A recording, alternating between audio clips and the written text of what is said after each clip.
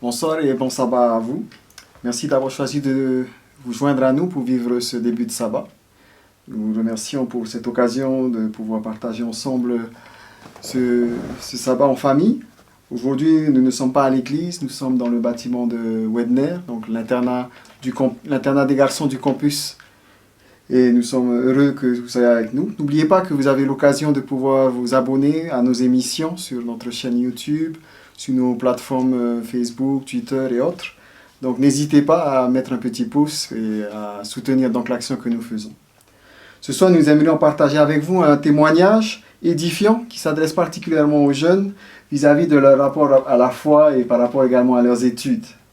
Notre invité de ce soir est un ami j'ai connu déjà il y a 2 ans et que je retrouve aujourd'hui. Donc c'est une joie de pouvoir l'accueillir. Merci. Et je vais le laisser se présenter brièvement, de nous dire un peu qui il est.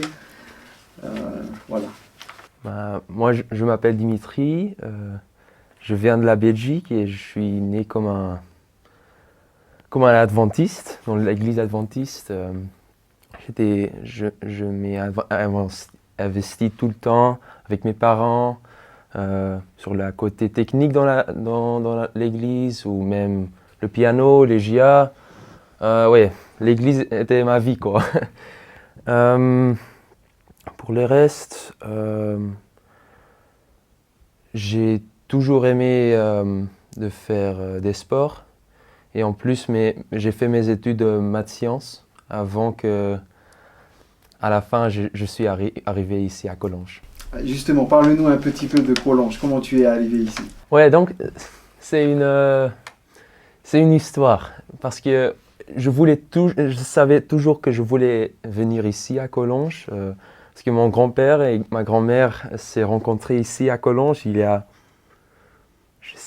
je crois 50 ans, mais j'en suis pas sûr. Mais ils se sont rencontrés ici. Mon grand-père faisait la théologie, il est maintenant pasteur en Belgique.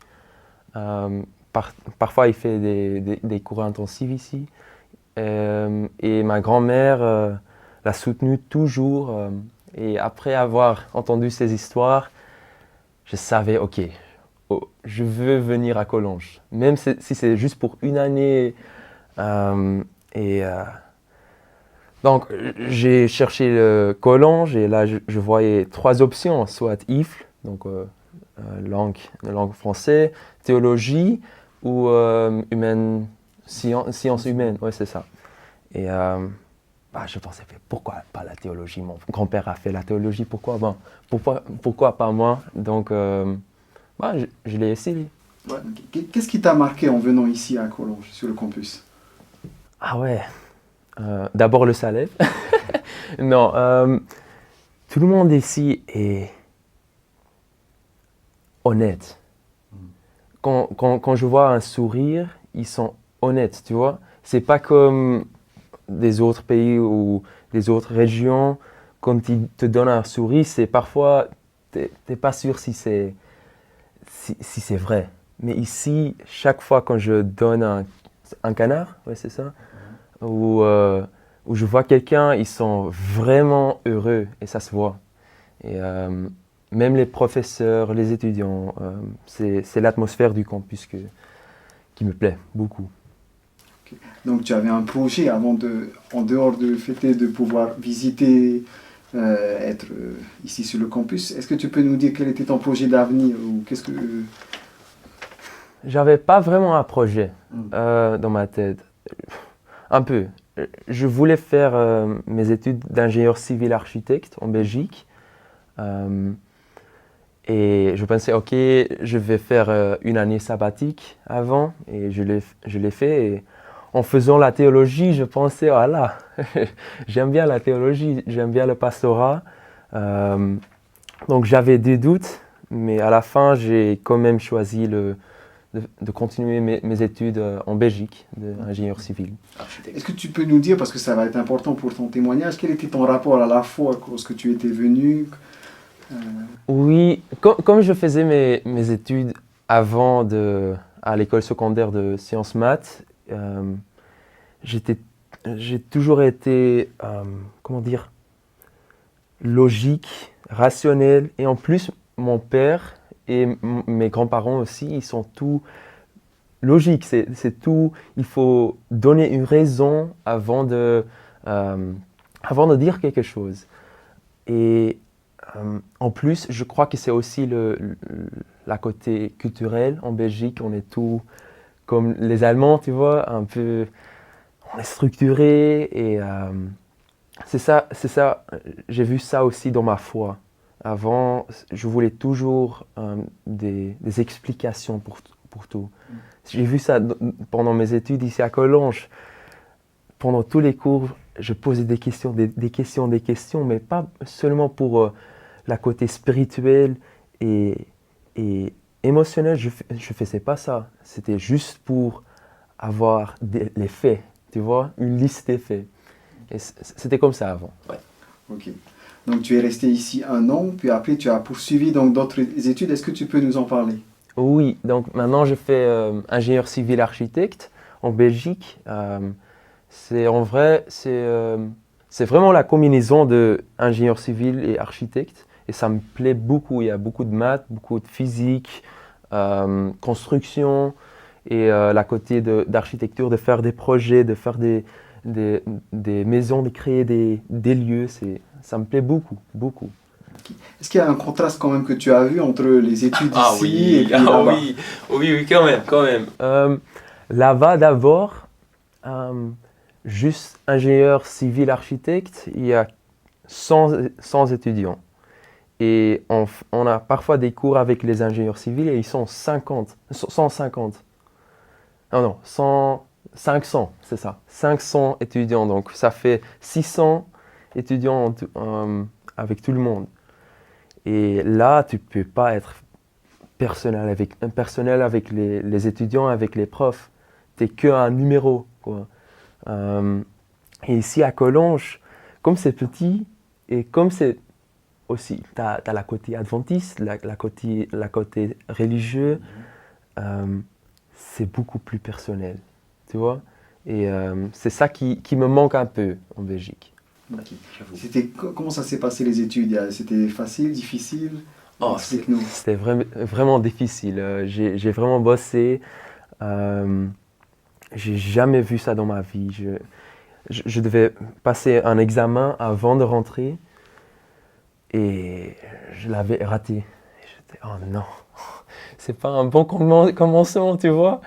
Et, mais c'est grâce à ça que je pensais, ok, c'est sérieux.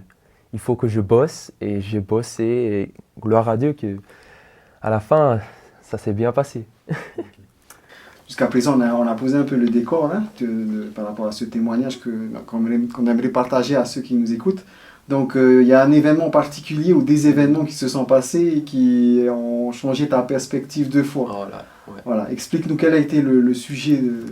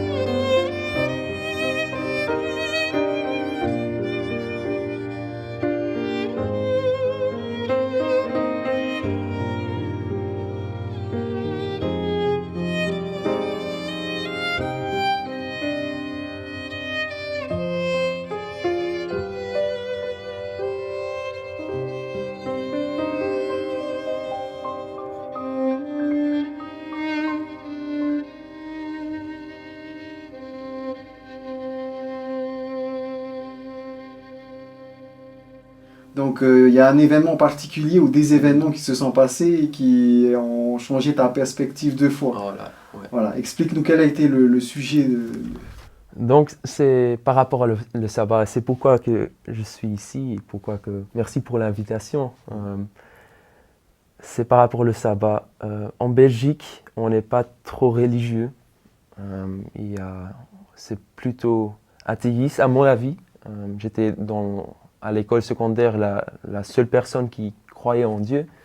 Ce n'était pas facile. Mais ça veut dire aussi qu'ils ne comprennent pas trop la religion. Et à mon université, on a des examens, mais aussi pendant le sabbat. Et en vrai, je ne savais pas avant. Mais ok, pas de souci, j'allais à l'université et je pensais, ok, je vais envoyer des mails, je vais demander une exception parce que j'avais 2 examens pendant le sabbat. J'étais, non, pourquoi Dieu? Pourquoi 2 examens pendant le sabbat? Et ouais, j'ai envoyé un mail et j'ai demandé pour l'exception et ils m'ont dit non. Ensuite, est-ce que tu as fait d'autres démarches pour... Oui, j'ai fait tout possible. Tout. J'ai appelé des gens, j'ai demandé à mon président de la fédération, Jeroen, de m'assister à une réunion avec l'association de la liberté religieuse. Et ouais, c'était dur parce que pour moi, ça se sentait comme une sorte de discrimination. J'avais pas d'exception. C'était pas la liberté religieuse, tu vois. Et j'ai aussi parlé beaucoup avec quelques personnes de ma faculté et ils m'ont toujours dit non. Toujours. Ça a pris, je crois, 3 semaines. Et finalement, quelles sont les options qu'ils t'ont... T'as dû discuter? Oui, c'est ça. Après quelques mails, après quelques réunions, j'ai demandé, ok, voilà, ce sont quoi mes options maintenant? Ils m'ont dit, ouais, il y a 3 options. Option 1, tu le fais quand même pendant le sabbat, ton examen. J'étais, non, c'est pas quelque chose que moi je veux faire, c'est pas ma conviction. Deuxième option, tu le refais, refais pendant l'été, donc un rattrapage. Oui. Et, mais le truc avec ça, c'est que normalement, tu as deux chances. 2 chances, c'est ça, ouais. Donc une chance pendant l'année, et après, si tu rates, tu peux le refaire pendant l'été. Comme ça, tu as 2 chances. Mais comme ça, si je le fais quand même pendant l'été, j'ai juste une chance. Et comme j'avais déjà dit, les études ne sont pas faciles. Donc j'avais besoin de ces 2 chances. Et la troisième option, c'était soit tu peux quitter l'université et choisir une autre direction. Par rapport à cette deuxième option-là, il te donnait une deuxième chance, mais est-ce que c'était quand en fait que ça allait se passer? Ah ouais, c'est ça. Donc, ils m'ont dit aussi, pour la deuxième option, si tu le refais pendant l'été, on va pas te, comment dire, garantir, c'est ça, que ça sera encore une fois pendant le sabbat. Donc, il n'y avait pas vraiment d'option, pour être honnête. Ouais. Alors finalement, qu'est-ce qui s'est passé alors pour que... Oui, je ne savais pas quoi faire, en fait. Avec ma logique, avec tous les moyens humains, tous les raisons, je ne savais pas quoi faire. Et oui, j'ai décidé de laisser tout ça dans les mains de Dieu. Et j'ai dit à Dieu, ouais, on verra. C'est tout ce que j'ai dit, on verra. Si toi tu veux que je le fasse pendant le sabbat, je le fais pendant le sabbat. Sinon, je ne le fais pas. Et, mais après quelques semaines, j'avais parlé encore une fois avec quelqu'un de ma faculté. Et elle m'avait dit, ok, Dimitri, s'il y a quelqu'un qui tombe malade, tu peux le reprendre avec lui. Parce que tomber malade, c'est une raison valide pour reprendre ton examen. Et ils m'ont dit, oui, tu peux le reprendre s'il y a quelqu'un qui tombe malade. Mais moi, je pensais déjà, ouais, mais il y a 100 étudiants, la chance qu'il y aura quelqu'un qui tombe malade, c'est pas grand. À cet examen, on À cet examen, c'est ça. Et en plus, elle m'a dit que ça peut être 1 heure avant l'examen quand on t'envoie un mail s'il y a quelqu'un qui tombe malade. Donc là, j'ai dit encore à Dieu, ouais, ok, je vais juste me préparer pour l'examen, je vais faire comme c'est pour le sabbat. Et si toi, tu veux que je le fais pendant le sabbat, je le fais. Si toi, tu veux pas que je le fais pendant le sabbat, je le fais pas. Et alors à la fin, le vendredi soir, j'avais un mail qui disait, ouais, il y a quelqu'un qui est tombé malade et tu peux le reprendre. Donc ça veut dire pour ceux qui nous écoutent que à ce moment-là, on t'a donné la possibilité de faire ton examen avec la personne qui était absente, malade, donc un autre jour que le sabbat.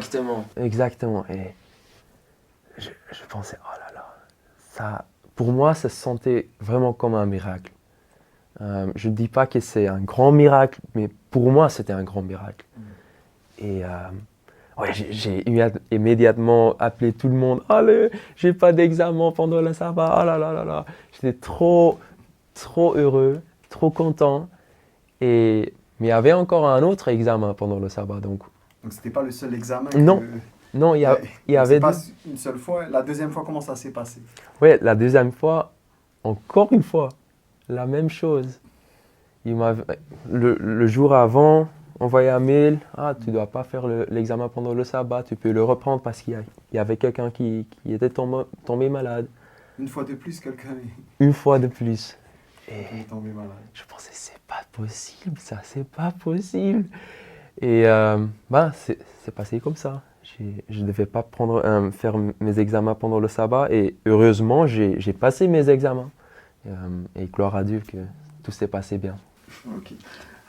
Ça, c'est le début. Ensuite, comment ça s'est passé pour les années suivantes Oui, donc ça va être comme ça chaque année. Donc maintenant, c'est mon deuxième année. Et j'ai déjà vu, j'ai encore 2 examens pendant le sabbat. Et il y a 1 semaine, j'ai fait exactement la même. J'ai appelé, j'ai commencé à envoyer des mails. Et j'avais une conversation avec quelqu'un de la FAT, la même personne qui m'avait dit que s'il y a quelqu'un qui tombe malade, je pouvais reprendre mon examen. Et j'ai demandé à elle, ce sont quoi mes options pour cette année? Et elle m'avait dit, ouais, Dimitri, comme on t'avait vu l'année passée, tu as bien fait, on sait que tu ne vas pas faire n'importe quoi, ça ne va pas être une excuse pour... c'est un vrai excuse, une vraie raison pour toi, on le voit. Donc on va essayer de sorte que tu n'auras pas d'examen pendant le sabbat cette année.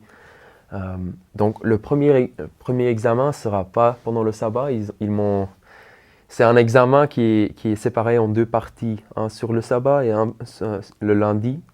Et moi, j'étais pendant le sabbat, c'était random. Et ils ont changé ta date, normalement ça Oui. devait regrouper tout le monde. Exact. Une partie le sabbat et une partie le lundi, et donc Oui. ça pu s'arranger pour... Exactement, donc maintenant, ça va être le lundi. Et on verra pour le deuxième, parce qu'il y a un deuxième examen pendant le sabbat, ce sera en juin, et on verra. Elle m'avait dit, Dimitri, ça va être ok. Donc... Encore, je vais les laisser dans les mains de Dieu et on verra. Donc ça a changé quelque part ta perspective. Tout à l'heure, tu parlais de ton rapport à la foi. Qu'est-ce qui a changé finalement?